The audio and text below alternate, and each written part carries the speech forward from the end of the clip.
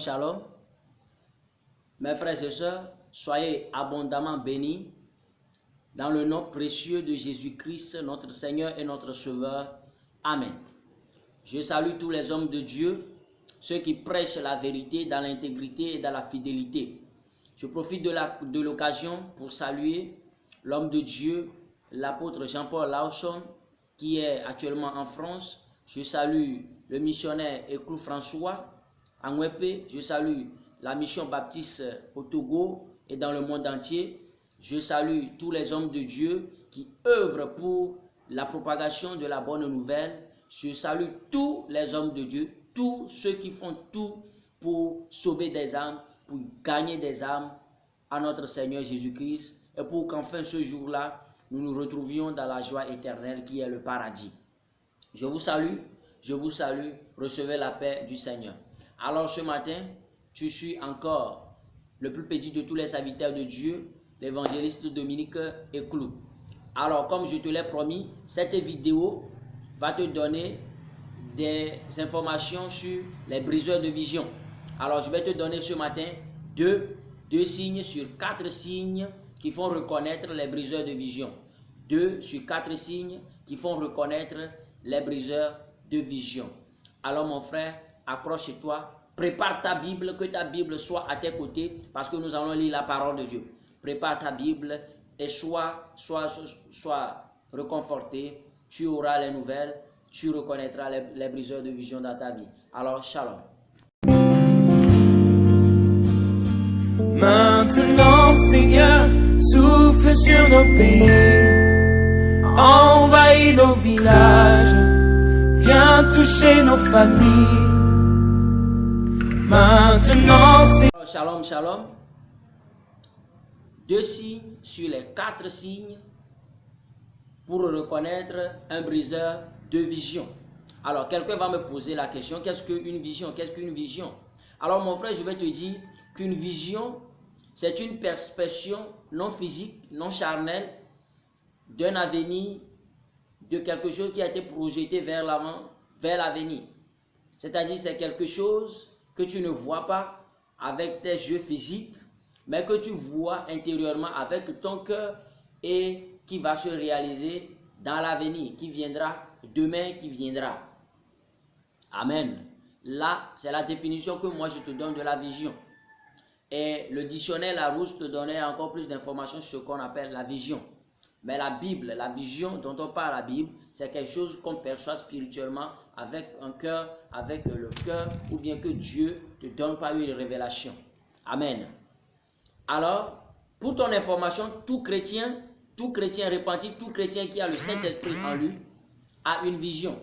Parce que tout ce que Dieu appelle pour son royaume, pour le ciel, il leur donne toujours une vision. Pour marcher avec Dieu, pour marcher sur la voie que Dieu t'a tracée, tu as sûrement une vision. Alors, la plus grande vision de tous les chrétiens ont une vision commune. Tous les chrétiens ont une vision commune. Et cette vision, c'est le paradis. Cette vision, c'est le ciel. Et cette vision surpasse toutes les visions que tu as, mon frère, ma soeur.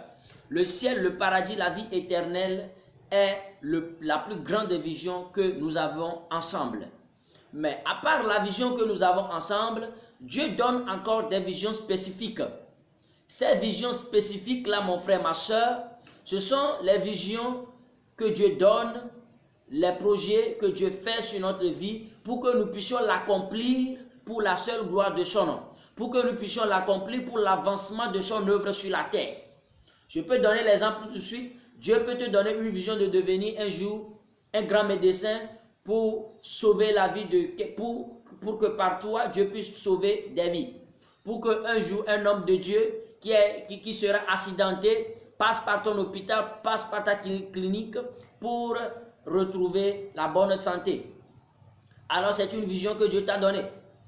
Alors, à part la vision céleste qui est le paradis, Dieu nous donne des visions spécifiques. Et c'est pour ces visions-là, pour tant les visions générales que la vision spécifique que je vais te parler aujourd'hui.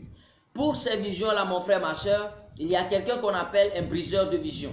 Il y a quelqu'un à côté de toi. Il y a quelqu'un loin de toi. Ou bien il y a quelqu'un qui s'appelle un briseur de vision. C'est-à-dire la personne va tout faire pour que ta vision, pour que la vision que Dieu t'a donnée ne s'accomplisse pas dans ta vie. Alors il faut que nous les reconnaissions pour que nous sachions quoi faire, pour que nous fassions très très attention et évitions pas totalement ou bien les haïr, mais pour que nous fassions attention à tout ce qu'ils vont dire, à tout ce qu'ils vont faire, pour que notre foi ne tombe pas. Alors ce matin, je vais te dire que la vision, les briseurs de vision sont de deux catégories. La première catégorie, les briseurs de vision externes. Et la deuxième catégorie, les briseurs de vision internes. Les briseurs de vision externes, ce sont ces briseurs de vision-là qui sont externes, qui sont en dehors de toi, en dehors de toi-même, qui sont des gens qui viendront ailleurs. Amen. Mais les briseurs de vision interne, ce sont tout ce qui peut briser ta vision, qui habite en toi, ou bien que toi-même tu peux créer. Amen. Mais ce matin, je vais te donner deux signes pour reconnaître un briseur de vision externe. Pour reconnaître un briseur de vision externe. Alors, le premier signe pour reconnaître un briseur de vision externe. Nous allons lire la parole de Dieu dans le livre de Genèse.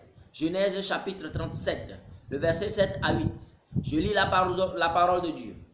Voici, nous étions alliés des gerbes au milieu des champs, et voici ma gerbe se leva et se tint debout. Et voici vos gerbes l'environnèrent et se prosternèrent devant ma gerbe. Alors ses frères lui disent, régneras-tu donc sur nous, ou nous gouverneras-tu? Amen. Voici notre frère Joseph, voici notre patriarche Joseph, qui a eu une vision que Dieu lui a donné une vision d'être un grand roi, de gouverner tout un territoire. Et voilà, il est en train de compter la vision, le songe qu'il a eu, il est en train de raconter cette vision à ses grands frères. Mais regardez ce que ses grands frères ont fait. Le premier signe, ils ont posé une question. Régneras-tu donc sur nous? Wow!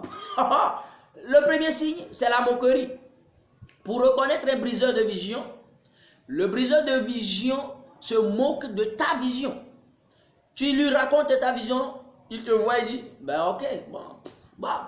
Là, c'est le premier signe des briseurs de vision. Il se moque de toi, il te dit que ce que tu as dans ta tête est impossible. Il te présente les défauts de ta vision, il te présente les faillites de ta vision, il te présente les points obscurs de ta vision, il te présente les points d'échec de ta vision. Voilà un briseur de vision. Voilà celui qu'on appelle un briseur de vision. Tu lui dis, mon frère, je sens à moi que je dois aller évangéliser. Je sens à moi que ce maire-là qui est dans notre quartier, le maire-là doit recevoir Jésus-Christ et Dieu m'envoie lui prêcher la vérité. Il te dit, ah bon, toi tu veux aller prêcher l'évangile à un maire? Alors bon, bonne chance. Alors, il se moque de toi. Quand tu leur racontes ta vision, ils se moquent de toi. Et tacitement, ils sont en train de te présenter l'impossibilité, l'infaisabilité de ta vision. L'irréalisation de ta vision. Ils sont en train de te présenter les points obscurs de ta vision. Ça, c'est le premier signe pour reconnaître un briseur de vision. Dans la vie de Joseph, son papa aussi a été en quelque sorte un briseur de vision. Parce que son papa l'a réprimandé et n'a pas cru que son enfant peut être un jour un grand roi. Amen. Voilà le premier signe pour reconnaître un briseur de vision.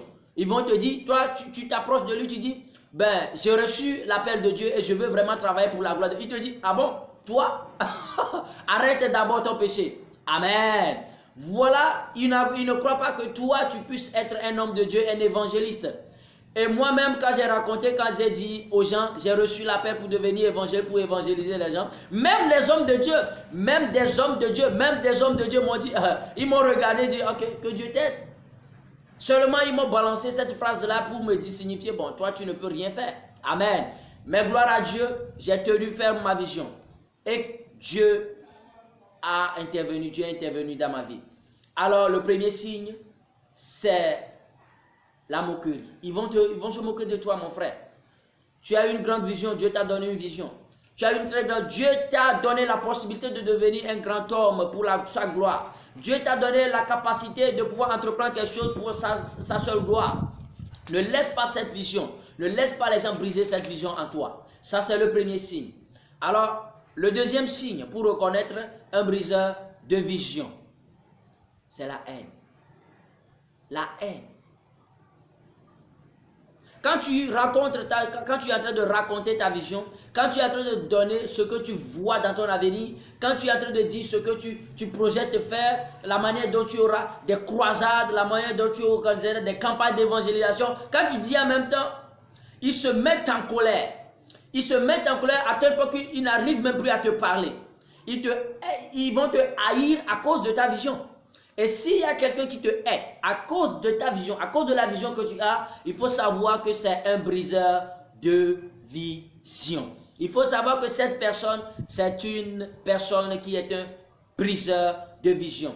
Il veut briser ta vision. Il ne veut pas que ta vision s'accomplisse parce qu'il te hait, parce qu'il ne veut pas te voir réussir. Mon frère, tu as la capacité de pouvoir organiser des croisades. Tu as la capacité de pouvoir organiser des campagnes d'évangélisation. Tu as la capacité d'amener, d'apporter l'évangile au président, au maire, au préfet, au ministre pour qu'ils se répandent, mon frère. Tu as cette capacité. Dieu t'a donné cette vision. Tu as la capacité de pouvoir chanter pour que les gens puissent, par ta chanson, puissent te repentir, mon frère, ma soeur. Ne te minimise pas, mon frère. Ne faut pas te minimiser. Tu as une très grande capacité. Dieu t'a donné la capacité d'accomplir cette vision parce que c'est lui qui te l'a donné et non les hommes. Mon frère, ma soeur, tu as la capacité de pouvoir arriver dans cette entreprise. Tu as la capacité de pouvoir accomplir ce que tu as dans ton cœur pour la seule gloire du nom du Seigneur. Mon frère chrétien, ma soeur chrétienne, ne sous-estime pas la capacité que Dieu t'a donnée. Ne sous-estime pas la force que Dieu t'a donnée en état chrétien. Tu es un chrétien, tu n'es pas un lâche. Tu es un chrétien, tu n'es pas un crétin. Alléluia. Le premier signe, la moquerie. Ils se moqueront, ils te présenteront l'impossibilité, l'infaisabilité de ce que tu as dans ton cœur, la vision. Le deuxième signe, ils auront la haine pour toi. Comme les grands frères de Joseph. La Bible nous dit, et ils le haïrent encore plus pour ses songes et pour ses paroles. Quand tu es en train de leur parler de ta vision, quand tu es en train de parler de tes projets, ils vont te haïr. Ils vont te haïr. Ils ne vont même pas aimer écouter ta voix pour tes paroles, tout ce que tu sortiras de ta bouche. Ils trouveront toujours une occasion pour te faire la guerre. Mon frère, ma soeur, ne désespère pas. Seulement retiens cet enseignement ce matin et sache que les briseurs de vision se moqueront de ta vision et ils te haïront à cause de ta vision. Mais ne crains pas, l'Éternel est avec toi. Voici les deux signes que je veux te donner ce matin. Les prochains signes, les deux derniers signes sont à venir dans ma prochaine vidéo. Alors mon frère, alors ma soeur, je prie pour toi ce matin, toi à qui Dieu t'a donné, à qui Dieu a donné une vision. Que la main précieuse de l'Éternel reçoive sur ta vie et qu'il te garde comme Abraham, comme David, comme Joseph, comme tous les hommes de Dieu qui l'accompagnent jusqu'à l'accomplissement de cette vision, pour que toi aussi cette vision soit accomplie dans ta vie, pour la seule gloire de son nom, maintenant et pour les siècles et des siècles. Amen, amen, amen. Shalom, shalom mon frère, que la main de l'Éternel soit sur toi et qu'il te garde maintenant et pour toujours. Amen. Je me nomme le plus petit de tous les serviteurs de Dieu, l'évangéliste Dominique Eclou. Alors, shalom, shalom.